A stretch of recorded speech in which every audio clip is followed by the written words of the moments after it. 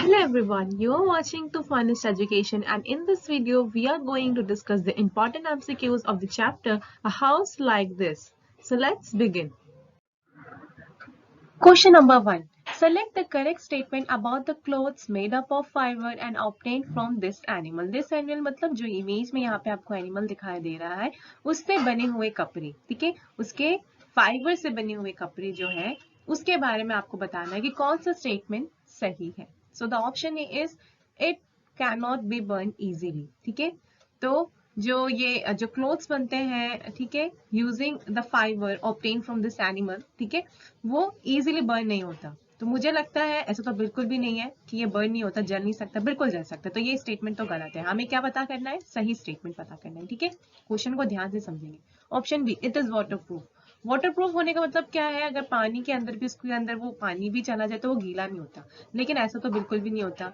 जो इससे बनते हैं कपड़े, उनको अगर पानी में धोएंगे तो वो धुल जाते हैं, वो गीले हो जाते हैं. ठीक है, तो वाटरप्रूफ भी नहीं होता. ये भी स्टेटमेंट गलत है. It does not trap air. ये एयर को क्या है, साथ में बंद करके नहीं रखता है. ठीक है, देखो, जब सर्दी होती है तो हम क्या करते हैं, वुलन कपड़े पहनते हैं. ऐसा क्यों? क्योंकि जब हम उसे पहनते हैं तो जो एयर होती है वो इजिली ट्रैप हो जाती है, और ना वो जो एयर ट्रैप हो जाती है उसकी वजह से जो है हमारा टेम्परेचर मेंटेन रहता है, और आसपास हवा में जो ठंडी होती है, जो हवा ठंडी होती है वो भी हमें नहीं लगती, क्योंकि एयर ट्रैप हो जाती है इजीली, और वो हमारे टेम्परेचर को मेंटेन करके रखता है. तो ये वाला ऑप्शन भी यहाँ पे गलत हो जाएगा. ये एयर को बिल्कुल ट्रैप कर लेता है. ठीक है, और ऑप्शन डी देखते हैं, कीप अस वार्म. यस, ये हमें वार्म रखता है, बिल्कुल ये हमें गर्म रखता है. इसीलिए तो हम सर्दियों में वुलन कपड़े पहनते हैं, ताकि हमारा टेम्परेचर मेंटेन रहे, और क्योंकि ये एयर को ट्रैप कर लेता है इजीली, है ना, इसीलिए क्या होता है, हम गर्म महसूस करते. तो ये स्टेटमेंट बिल्कुल सही है. ठीक है, now let's move to another question. Now the next question is, why mud houses are so common in desert area like Rajasthan? तो मड से बने हुए हाउसेस जो है वो रेगिस्तान जैसे कि राजस्थान में बहुत ही कॉमनली मिल जाते हैं. ऐसा क्यों? ऑप्शन ए, लेस रेनफॉल, क्योंकि बारिश बहुत कम होती है. B, mud houses remain cooler in summer season, क्योंकि इस तरह के घर जो मड से बने हुए घर होते हैं वो समर सीजन में ठंडे रहते हैं.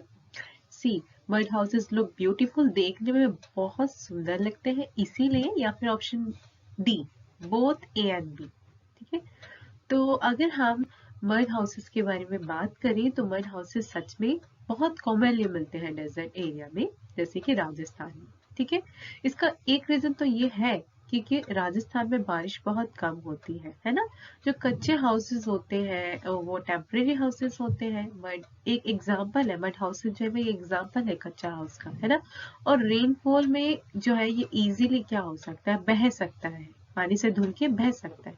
लेकिन बारिश नहीं होगी तो ऐसे एरिया में ये इजीली हम क्या है बना सकते हैं. तो राजस्थान में ज्यादा बारिश तो होती नहीं है. साथ ही राजस्थान एक ऐसा एरिया है जहाँ पे बहुत ज्यादा धूप होती है, बहुत ज्यादा गर्मी पड़ती है, राइट. तो समर सीजन्स में वहां पे रहना इतना आसान नहीं होता. तो मड हाउसेज जो कि टेम्परेचर को काफी कूल रखता है अंदर से, राइट. तो मड हाउसेज जो है वो इजी होता है किसी पर्सन के सर्वाइवल के लिए. तो इसीलिए ये दोनों रीजन ही यहाँ पे सही है. तो इस हिसाब से ऑप्शन डी क्या होगा यहाँ पे करेक्ट आंसर होगा. Now let's move ahead to the next question. The third question is the permanent houses are made up of. जो permanent houses होते हैं वो किससे बने होते हैं? So options are A, bricks, B, cement, C, stone, या फिर option D, all of these. तो अगर हम परमानेंट हाउसेस के बारे में बात करें तो परमानेंट हाउसेस क्या होते हैं? वो हाउसेस जहाँ पे लोग जो है वो काफी समय तक रहते हैं, इवन उनकी जनरेशन भी उसी घर में रहती है. ठीक है, तो बहुत लॉन्ग ड्यूरेशन में जिस घर में हम रह पाते हैं उसे हम परमानेंट हाउसेस बोलते हैं. ठीक है, नाउ परमानेंट हाउसेस किस किस से बनते हैं? ब्रिक से बनते हैं, सीमेंट से बनते हैं, स्टोन से बनते हैं. ये सारी की सारी चीजें परमानेंट हाउसेस बनाने के लिए लगती है. तो यहाँ पे ऑप्शन डी जो होगा इसका करेक्ट आंसर होगा. चलिए मैं आपको थोड़ी सी इमेज भी दिखा देती हूँ. These are some of the glimpses of permanent houses. अगर हम परमानेंट हाउसेस के एग्जाम्पल्स के बारे में बात करें तो बंगलो या फिर मल्टी स्टोरी बिल्डिंग, ये दोनों ही परमानेंट हाउसेस के एग्जाम्पल्स होंगे. और परमानेंट हाउसेस बनाने के लिए ब्रिक, सीमेंट और स्टोन तो चाहिए. और इसके साथ ही आयरन हो गया, स्टील हो गया, या फिर विंडो बनाने के लिए, डोर बनाने के ग्लासेस एंड वुड का भी यूज होता है।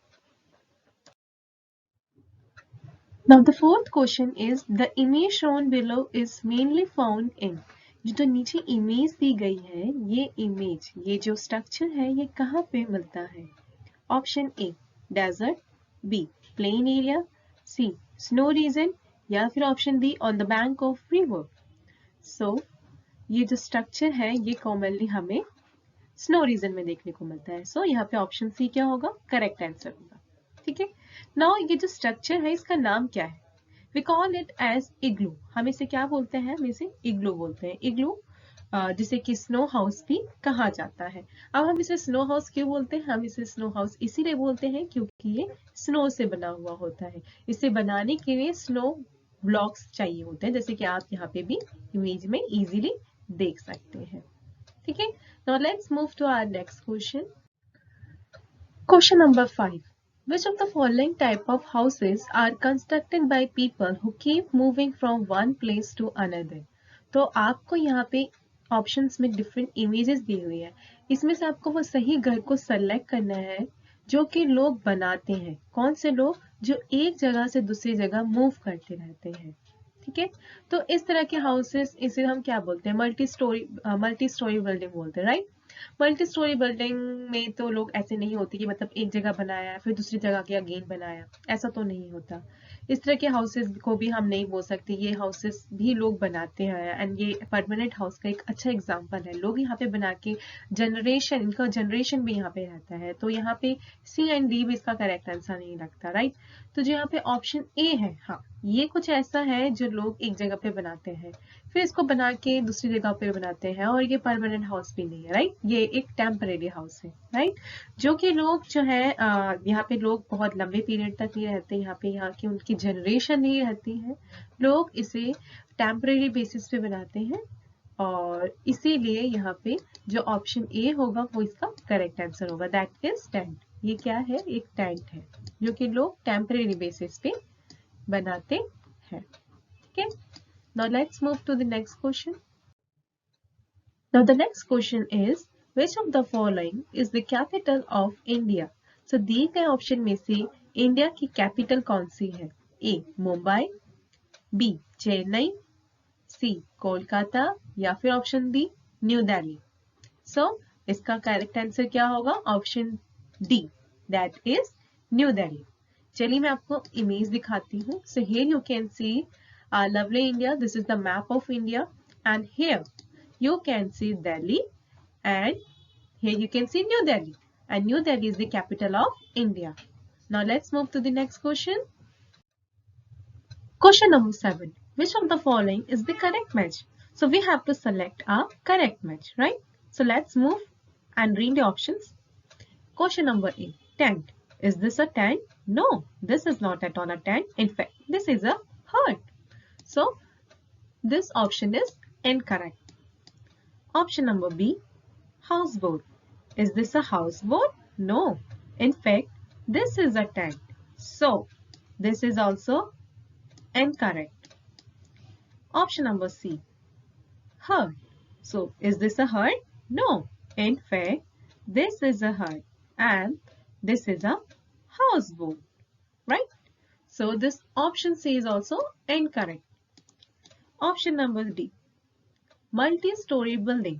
Is this a multi-story building? Yes, this is a multi-story building.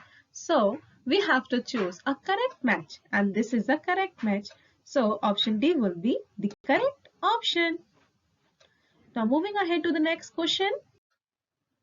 Question number 8. The houses are made on bamboo pillar where Bhupen lives because जहाँ पे भूपेन रहता था वहाँ पे जो हाउसेस थे वो बैम्बू पिलर पे बने हुए थे। ऐसा क्यों? The options are it looks beautiful, क्योंकि बहुत सुंदर लगता था इसीलिए। B people in that area loves to live on bamboo pillar, लोगों को बैम्बू पिलर पर रहना बहुत पसंद था इसीलिए। या फिर see it saves people from cyclone, लोगों को तूफानों से बचाने में हेल्प होती थी इसलिए बैम्बू पिलर पे बना था। या फिर D stills prevent flooding of houses, क्योंकि बहुत ज्यादा बारिश होती थी और बारिश से क्या होता था, घर बह जाते थे, घर जो है उसके साथ पानी के साथ बह के चले जाते थे, इसीलिए जो है उस चीज को रोकने के लिए जो है बैम्बू पिलर के ऊपर घर बने हुए थे। सो इसका करेक्ट ऑप्शन होगा option D. So here you can see the house which is made on bamboo pillar, है ना। इमेज में आप देख सकते हैं बैम्बू पिलर के ऊपर कैसे घर बने हुए हैं। और बैम्बू पिलर पे घर बनने का रीजन ही ये होता था क्योंकि भूपेन जहाँ पे रहता था वहां पे बहुत ज्यादा बारिश होती थी। ज्यादा बारिश होने की वजह से क्या होता था, कभी कभी फ्लड भी आ जाता था, ठीक है।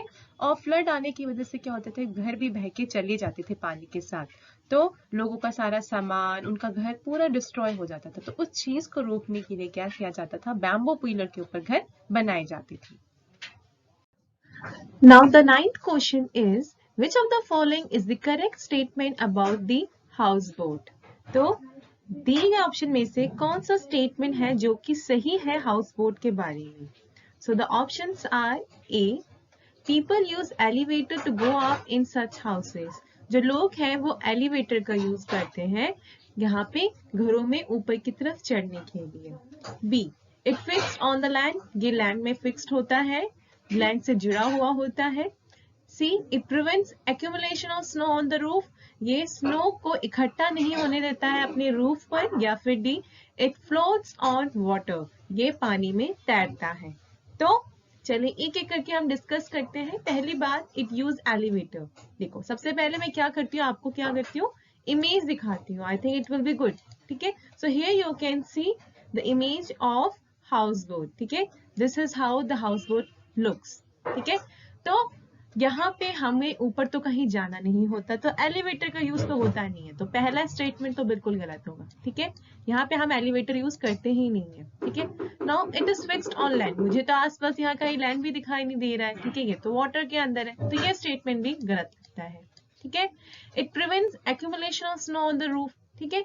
तो यहाँ पे मुझे ऐसा कोई रूफ भी नहीं दिखाई दे रहा जहाँ पे मुझे ऐसा देखने को लगे कि हाँ ये प्रिवेंट कर रहा है कि कहीं भी स्नो होगा। और दूसरी बात ये भी है कि ये पानी के आसपास है, तो यहाँ पे स्नो होगा ये भी समझ नहीं आ रहा, को रिलेट नहीं कर पा रही मैं, ठीक है। इट फ्लोट्स ऑन वाटर, हाँ आसपास पानी दिखाई दे रहा है, पानी में तैर तो रहा है, फ्लोट तो कर रहा है, तो ये वाला स्टेटमेंट बिल्कुल सही लग रहा है ना। So option D will be the correct option. The 10th question is, we need house because, हमें घर चाहिए क्योंकि, the option A is, it keeps us safe from bad weather. B, it protects us from wild animals. C, to live safely from thieves. या फिर D, all of these. So the correct answer will be option D. जी हाँ, तो हमें घर क्यों चाहिए, क्योंकि हमें सर्दी हो, बारिश हो, है ना, या फिर बहुत गर्मी हो, ऐसे मौसम से बचा के रखता है। ये कोई वाइल्ड एनिमल हमारे घर में ना आ जाए, क्योंकि वाइल्ड एनिमल्स क्या होते हैं, हमारे लिए डेंजरस होते हैं, राइट। तो उनसे भी हमें प्रोटेक्ट करता है, ये बात भी सही है। किसी भी तरीके के चोर हमारे घर में आ जाए, सब कुछ ले जाए, तो घर में हम आराम से सेफ रह सकते हैं। और इन शॉर्ट अगर बोले तो एक सेंस ऑफ कैसा फील होता है, सेंस ऑफ सेफ्टी फील होता है, सेंस ऑफ वेलबींग फील होता है जब हमारे पास घर होता है, ठीक है। तो यहाँ पे सारे के सारे ऑप्शंस बिल्कुल सही होंगे, इसीलिए हमें घर चाहिए होता है। तो इस हिसाब से ऑप्शन डी इसका करेक्ट आंसर होगा। Thanks for watching our video. If you like our video, then hit our like icon, share it with your friends, and if you have not subscribed it yet, then subscribe it for further notifications. See you then next time.